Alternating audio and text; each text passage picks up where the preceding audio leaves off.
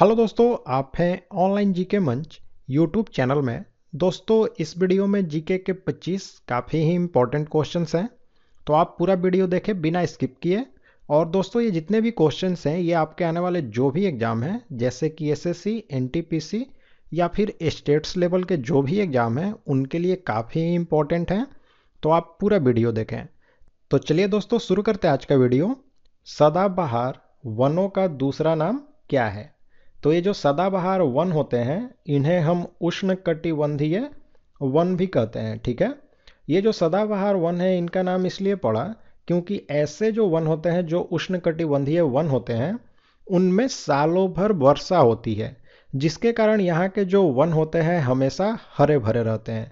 यानी कि यहाँ के जो पेड़ होते हैं वह साल में अपने पत्तों को नहीं गिराते हैं, तो इसके कारण इन्हें हम सदाबहार वन कहते हैं। ठीक है, नेक्स्ट क्वेश्चन है, ब्रह्मांड में सर्वाधिक पाया जाने वाला तत्व कौन सा है? तो देखिए, ब्रह्मांड में जो सबसे ज़्यादा तत्व पाया जाता है वह हाइड्रोजन है। लेकिन अगर आपसे पूछे कि भूपर पट्टी पर सबसे ज़्यादा कौन सा तत्व पाया जाता है, तो वह ऑक्सीजन है। और अगर आपसे ये पूछ लिया जाए कि वायुमंडल में कौन सी गैस सबसे ज़्यादा पाई जाती है, तो वह है नाइट्रोजन। तो तीनों को याद रखना आपको।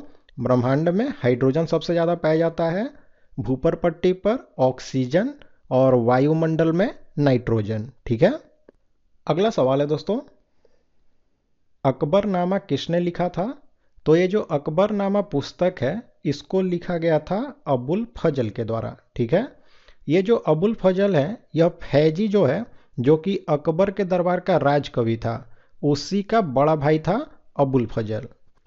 चलिए, अब नेक्स्ट क्वेश्चन है आपके सामने, पक्षियों का महाद्वीप किससे कहा जाता है?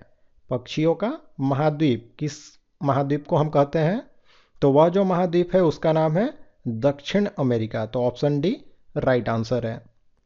क्वेश्चन नंबर 5 है आपके सामने, संयुक्त राष्ट्र सुरक्षा परिषद के अस्थायी सदस्य की कार्य अवधि कितनी होती है?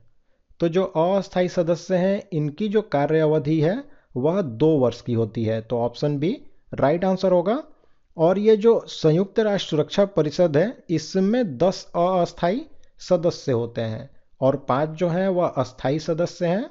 और इसकी जो अस्थायी सदस्य हैं उनके नाम मैं आपको बता देता हूँ। तो इसके 5 देश जो हैं वह अस्थायी सदस्य हैं, उनके नाम है चीन, फ्रांस, ब्रिटेन, रूस और अमेरिका।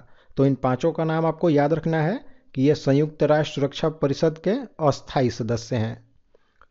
नेक्स्ट क्वेश्चन है दोस्तों, बाजार नियंत्रण किस शासक की देन थी? यानी कि बाजार नियंत्रण जो है वह किस शासक ने सबसे पहले लाया था? तो राइट आंसर है ऑप्शन है अलाउद्दीन खिलजी के द्वारा ये बाजार नियंत्रण जो है वह लाया गया था। और ऑप्शन सी में ये जो गयासुद्दीन तुगलक दिया है, तो यह तुगलक वंश का संस्थापक था, तो इसे भी याद रखें। नेक्स्ट क्वेश्चन है, कार्बोनिफेरस युग को कहते हैं? तो ये जो कार्बोनिफेरस युग है, इससे हम कहते हैं मछली युग भी। तो ऑप्शन सी राइट आंसर होगा। और ये जो कार्बोनिफेरस युग है, इसी युग में जो वन थे वह काफ़ी सघन मात्रा में हुए थे, तो इसे भी ध्यान में रखें। क्वेश्चन नंबर 8 है दोस्तों, वित्त आयोग का गठन किस अनुच्छेद के अंतर्गत होता है? तो ये जो वित्त आयोग है, इसका गठन अनुच्छेद 280 के अंतर्गत जो भारत के राष्ट्रपति हैं वे करते हैं। अब वित्त आयोग से संबंधित एक और क्वेश्चन आता है कि जो पहला वित्त आयोग है, इसके अध्यक्ष कौन थे? तो वे थे केसी नियोगी। और अभी वर्तमान में 15वें वित्त आयोग की स्थापना की गई है और इसके अध्यक्ष हैं एन के सिंह। तो इसे भी आपको याद रखना है। ठीक है, चलिए नेक्स्ट क्वेश्चन है आपके सामने, अस्थायी चुंबक के लिए सबसे अच्छा पदार्थ कौन सा है? तो अस्थायी चुंबक के लिए जो सबसे अच्छा पदार्थ है वह है एलिनिको। ठीक है, यह जो एलिनिको है एक मिश्र धातु होता है। इसमें एल्यूमिनियम, निकेल और कोबाल्ट ये तीनों मिले होते हैं। और ये जो है यह अस्थायी चुंबक के लिए सबसे अच्छा पदार्थ होता है। ठीक है, अगला सवाल देखते हैं, छिली हुई सब्जियों को धोने से कौन सा विटामिन निकल जाता है? तो छिली हुई जो सब्जियां होती हैं, जब उसको हम धोते हैं तो विटामिन सी जो है वह निकल जाती है।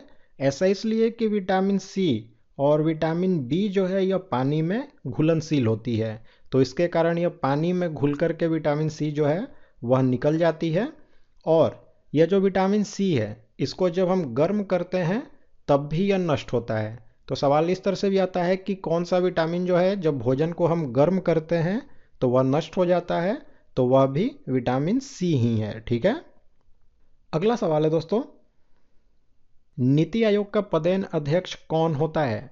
तो ये जो नीति आयोग है इसकी स्थापना योजना आयोग के स्थान पर की गई थी 1 जनवरी 2015 को। ठीक है। और इसका जो पदेन अध्यक्ष होता है वह भारत का प्रधानमंत्री होता है, तो ऑप्शन डी प्रधानमंत्री राइट आंसर होगा। तो इस तरह से यह भी एक सवाल बनता है कि नीति आयोग के पहले अध्यक्ष कौन थे? तो वे थे नरेंद्र मोदी। और नीति आयोग के जो अभी उपाध्यक्ष हैं उनका नाम है डॉक्टर राजीव कुमार, तो इसे भी आपको याद रखना है। ठीक है। नेक्स्ट क्वेश्चन है दोस्तों, भारत में स्थिर मूल्यों पर सकल घरेलू उत्पाद यानी कि जीडीपी जो है उसके प्राकलन के लिए वर्तमान में आधार वर्ष कौन सा है? तो राइट आंसर है ऑप्शन बी 2011 और 12 जो है यही आधार वर्ष है। जीडीपी को हम कैलकुलेट करते हैं इसी आधार वर्ष पर। ठीक है। चलिए अगला सवाल है दोस्तों, परमाणु बम किस सिद्धांत पर कार्य करता है? तो परमाणु बम जो है वह नाभिकीय विखंडन के सिद्धांत पर काम करता है, और जो हाइड्रोजन बम है वह नाभिकीय संलयन के सिद्धांत पर काम करता है। और यह जो परमाणु बम है अगर इसके खोजकर्ता का नाम पूछे तो इसकी खोज की गई थी रॉबर्ट ओपेनहाइमर के द्वारा। और जो हाइड्रोजन बम है जो कि नाभिकीय संलयन पर काम करता है इसकी खोज की थी एडवर्ड जेनर ने। नेक्स्ट क्वेश्चन है, कांग्रेस ने भारत छोड़ो आंदोलन पारित किया था अपने किस अधिवेशन में? तो कांग्रेस जो है उसने भारत छोड़ो आंदोलन को पारित किया था वर्धा अधिवेशन में, जो कि 1942 में हुई थी। और ये जो भारत छोड़ो आंदोलन है इसकी शुरुआत हुई थी बंबई से, और इसकी शुरुआत हुई थी 9 अगस्त, ठीक है, 1942 को। तो इस तिथि को भी याद रखना है, काफी इंपॉर्टेंट एक आंदोलन था। नेक्स्ट क्वेश्चन है दोस्तों, प्रसिद्ध चित्रकार पाब्लो पिकासो निम्न में से क्या थे? यानी कि किस देश के निवासी थे? तो राइट आंसर है ऑप्शन सी, ये एक स्पेनिश यानी कि स्पेन नाम की जो देश है उसी के ये निवासी थे। धरातल पर प्रवाहित हवाओं की दिशा किसके द्वारा निर्धारित होती है? तो जो धरातल पर हवाएं बहती हैं वह पृथ्वी की घूर्णन गति और यहाँ पर जो वायु दाब है इन दोनों से प्रवाहित होती हैं। तो राइट आंसर हो जाएगा ऑप्शन सी, ए और बी दोनों से। चलिए नेक्स्ट क्वेश्चन है, फ्लाइट रिकॉर्डर को तकनीकी दृष्टि से क्या कहते हैं? तो राइट आंसर है ऑप्शन बी, ब्लैक बॉक्स कहा जाता है। ठीक है। मुंबई किस द्वीप पर बसा है? तो मुंबई जो है वह साल्टसेट द्वीप है उसी पर बसा है, तो ऑप्शन डी राइट आंसर है। अगला सवाल है दोस्तों, पहली रैयतवाड़ी भूमिकर व्यवस्था कहां पर लागू किया गया था, यानी कि किस जगह पर? तो राइट आंसर है ऑप्शन सी, मद्रास में। और इसको लागू किसने किया था? तो सर टॉमस मुनरो जो हैं उन्हीं के द्वारा इसकी शुरुआत की गई थी मद्रास में। अगला सवाल है दोस्तों, प्रकाश संश्लेषण की दर सबसे अधिक किस रंग के प्रकाश में होती है? तो प्रकाश संश्लेषण की जो दर है वह लाल रंग के प्रकाश में सबसे ज्यादा होती है। और पूछा जाए कि सबसे कम किस रंग के प्रकाश में होती है, तो बैंगनी रंग का जो प्रकाश होता है उसमें सबसे कम होती है प्रकाश संश्लेषण की जो दर है वह। अगला सवाल है दोस्तों, मराठा राज्य का दूसरा संस्थापक किसे कहा जाता है? तो मराठा राज्य जो है इसका दूसरा संस्थापक हम कहते हैं बालाजी विश्वनाथ को, क्योंकि ये जो बालाजी विश्वनाथ हैं इन्होंने मराठा मंडल, जिसे कि मराठा राज्य का संघ कहा जाता है, उसकी स्थापना इन्होंने यानी कि बालाजी विश्वनाथ ने की थी। नेक्स्ट क्वेश्चन है, वाइल्ड लाइफ एक्ट जो है वह कब पारित हुआ था? तो वाइल्ड लाइफ एक्ट जो है वह पारित हुआ था 1972 में, यानी कि 1972 में। राज्य पुनर्गठन आयोग के अध्यक्ष कौन थे?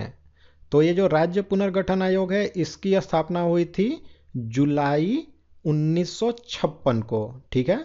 और इसके जो अध्यक्ष थे उनका नाम था फजल अली। तो ऑप्शन बी फजल अली राइट आंसर है। नेक्स्ट क्वेश्चन है, इंटरनेट का जनक किसे कहते हैं? तो इंटरनेट का जो जनक है वह हम प्रोफेसर जेसी लिकलाइड को कहते हैं। तो ऑप्शन है प्रोफेसर जेसी लिकलाइड राइट आंसर होगा। लेकिन यह जो www यानी कि वर्ल्ड वाइड वेब जो है इसका आविष्कारक हम कहते हैं टिम बर्नर्स ली को। तो इसे भी याद रखें क्योंकि ये काफ़ी ही इंपॉर्टेंट क्वेश्चन है।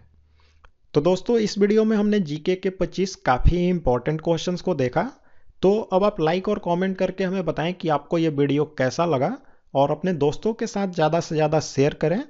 और साथ ही में दोस्तों अगर आप हमारे चैनल पर नए हैं तो हमारे चैनल को सब्सक्राइब करें और जो बेल बटन का आइकन है उसे प्रेस कर दें और ऑल नोटिफिकेशन को ऑन कर दें, जिससे कोई भी नई वीडियो आपसे मिस नहीं होगी।